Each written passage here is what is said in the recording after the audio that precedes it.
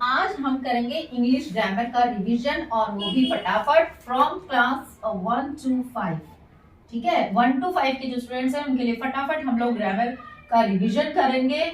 तो first topic हम इस रिवीजन में लेंगे नाउन, जो कि बेसिक टॉपिक है। देन आगे के जो टॉपिक्स हैं वो धीरे धीरे हम कवर करते जाएंगे। तो नाउन की डेफिनेशन आपको पता ही है, name of a person, place, animal और थिंग। और जो थोड़े से बड़े बच्चे हैं 4th 5th में, उनमें आता है, उनमें फीलिंग एंड आइडियाज को भी इंक्लूड हम कर देते हैं। पर बेसिक जो डेफिनेशन होती है वो यही होती है। एग्जाम्स में कभी भी आपसे डेफिनेशन नहीं पूछी जाएगी, आपसे अलग अलग टाइप के जो नाउन से रिलेटेड एक्सरसाइजेस हैं वो करवाई जाएंगी।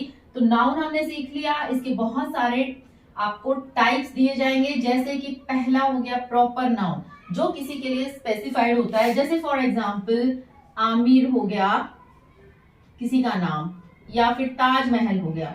ये सारे क्या है, स्पेसिफिक है, एक ही है, ठीक है, यूनिक है, आप ऐसे कह सकते हैं, इसलिए इनको प्रॉपर कहा जाता है।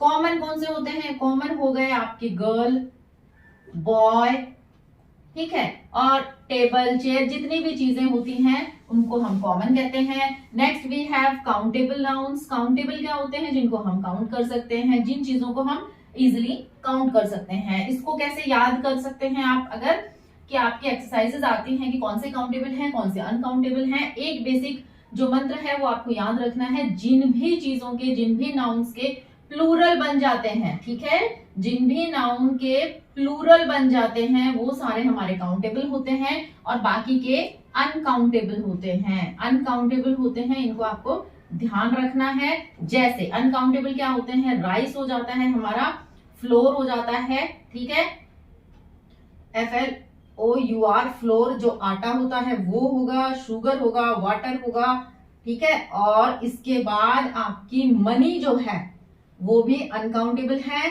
ठीक है। इस तरीके के एक्सेप्शंस भी होंगे जो आपको याद रखने हैं। ये हो गए हमारे नाउन, ठीक है। इसके बाद आ जाता है कलेक्टिव नाउन। कलेक्टिव नाउन क्या है, कलेक्टिव नाउन हम किसी के जो ग्रुप ऑफ वर्ड्स होते हैं ना उनके लिए यूज करते हैं। जैसे नाउन्स का एक ग्रुप, किसी भी कैटेगरी का एक ग्रुप, फॉर एग्जांपल फ्लावर्स हो गए, तो फ्लावर के ग्रुप के लिए हम क्या यूज करते हैं, बुके यूज करते हैं।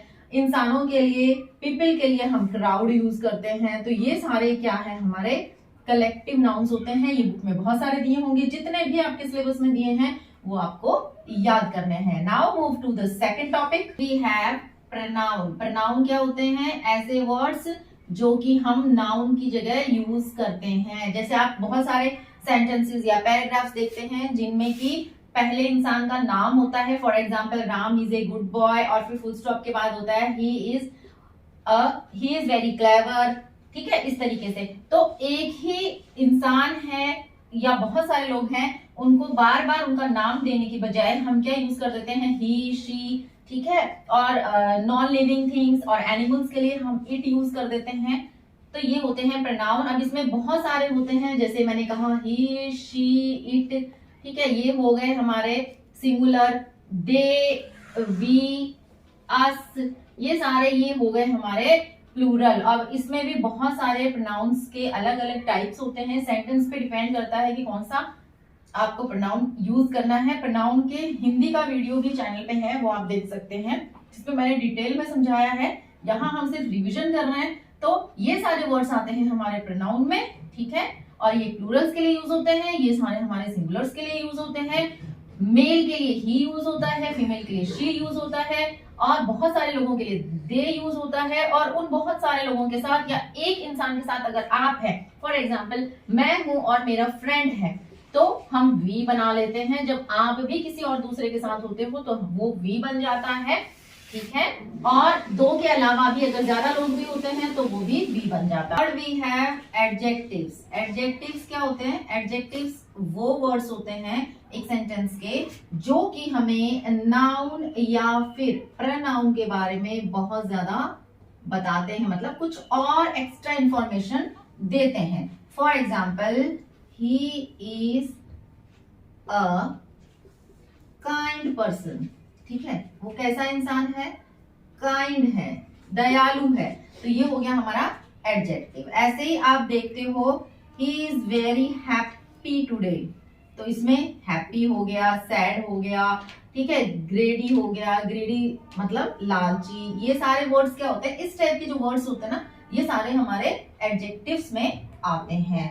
जैसे एक्सरसाइजेस कैसे आएंगे इसमें, जैसे ब्लैंक दे देंगे और दे देंगे कि माउंटेन के लिए क्या परफेक्ट एडजेक्टिव आप भर सकते हो, सी के लिए क्या भर सकते हो, तो माउंटेन क्या हो सकते हैं, हाई माउंटेन, सी क्या हो सकती है, डीप सी, इस तरीके से। बॉय के लिए क्या हो सकता है, क्लेवर हो सकता है, ऐसे आपको एडजेक्टिव्स भरने होते हैं। इसी के साथ अटैच में एक टॉपिक आता है डिग्री ऑफ कंपैरिजन, ठीक है। तो इसमें क्या होता है, डिग्री ऑफ कंपैरिजन में आपको क्या करना है, इसमें आपके 3 जो डिग्रीज होती हैं, कौन सी, पॉजिटिव, ठीक है, और कंपैरेटिव एंड देन सुपरलेटिव, इनके बारे में भी बताया जाता है।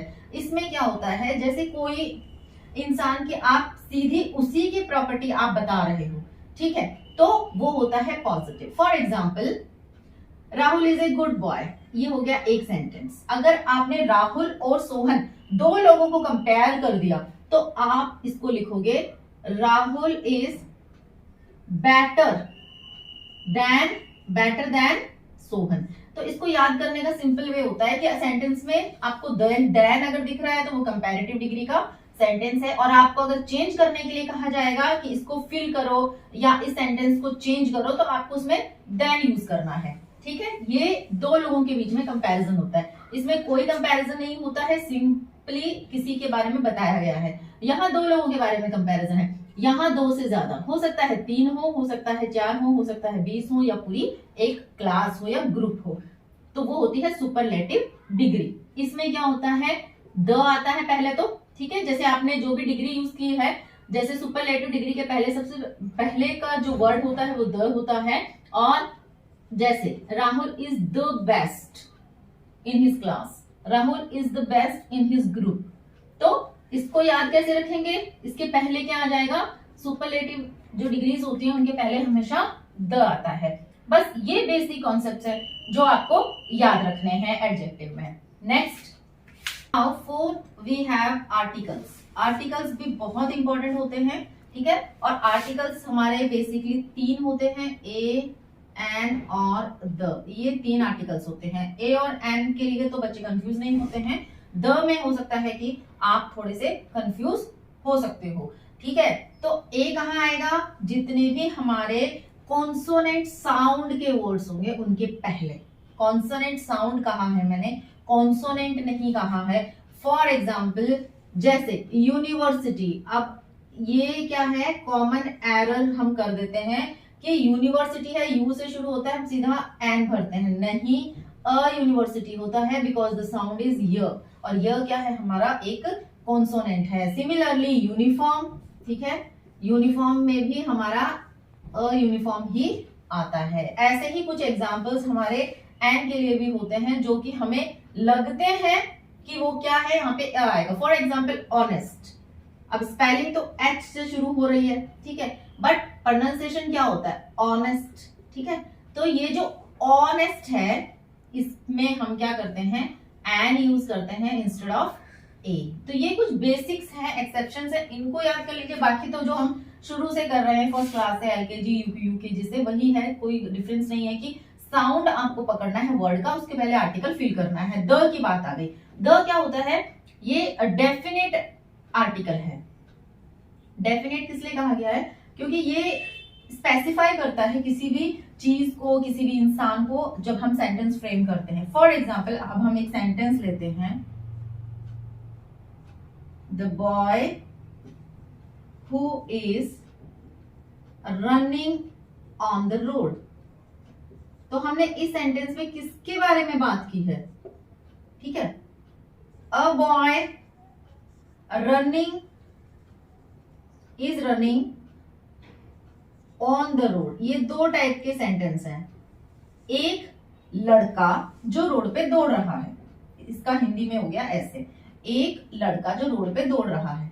इसका हो गया कि हम उस लड़के की बात कर रहे हैं जो रोड पे दौड़ रहा है, हम उस एक पर्टिकुलर लड़के के बारे में बात कर रहे हैं जो कि रोड पे दौड़ रहा है। ऐसे ही अगर आपका सेंटेंस होता है आउल का या मंकी का, किसी भी जानवर के बारे में जिसके बारे में हम बात कर रहे हैं जो ट्री की ब्रांच पे बैठा है, ठीक है। हम पूरे मंकीज के आउल्स की बात नहीं कर रहे हैं, बर्ड्स की बात नहीं कर रहे हैं, हम उस एक पर्टिकुलर की बात कर रहे हैं जो ट्री की ब्रांच पे बैठा है, ठीक है।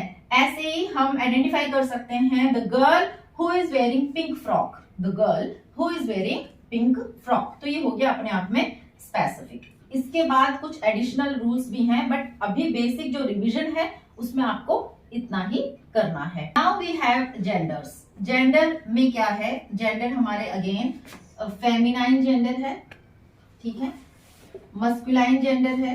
मस्कुलाइन और फेमिनाइन का मतलब है मेल और फीमेल, ठीक है। आप इसको सिंपली ऐसे याद कर सकते हैं, गर्ल एंड फॉर बॉय, ये हो गए। Then we have neuter gender, ठीक है, न्यूटर जेंडर है।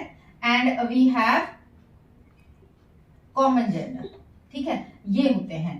तो ज्यादातर क्वेश्चंस आपको इस तरीके से आएंगे कि मेल को फीमेल में चेंज करना है एंड फेमिनाइन को मस्कुलाइन में चेंज करना है। ये सिंपली भी पूछा जा सकता है, सेंटेंसेस में भी पूछा जा सकता है। Neuter gender and common gender को आपको आइडेंटिफाई करना होता है, बहुत सारे ग्रुप ऑफ वर्ड्स हैं उनमें से, ठीक है।